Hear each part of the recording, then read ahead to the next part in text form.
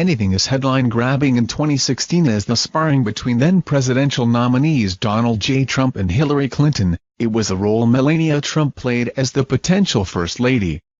Not one to say very much, Trump mostly let her style do the talking, and throughout the campaign trail, editors deciphered her every fashion move, assigning subliminal messages to colors and silhouettes and comparing her outfits to those of the first ladies before her. But come Inauguration Day, the tides shifted. The outcome of the 2016 presidential election wasn't necessarily something anyone expected, and thus, backlash, against any and all Trumps, even Sun Baron, ensued, with the fashion industry going from covering Trump's outfits through a bipartisan lens to harshly critiquing them.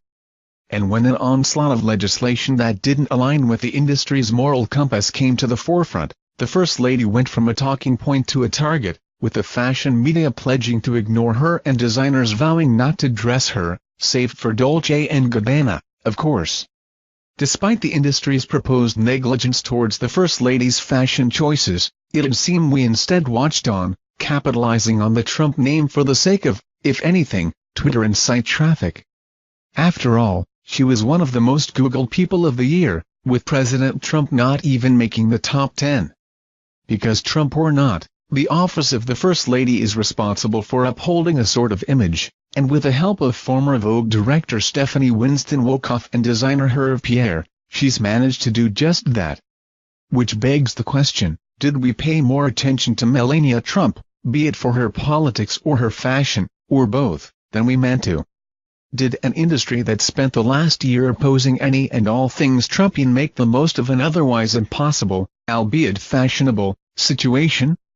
A year's worth of designer labels later, and Trump still has us talking. Perhaps those who felt fashion could potentially learn to love her were right.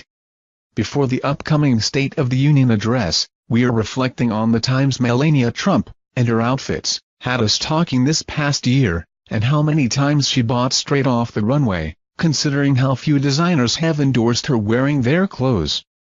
If the slideshow ahead means anything, it's that, like a type of Kardashian, fashion, still, loves curiosity.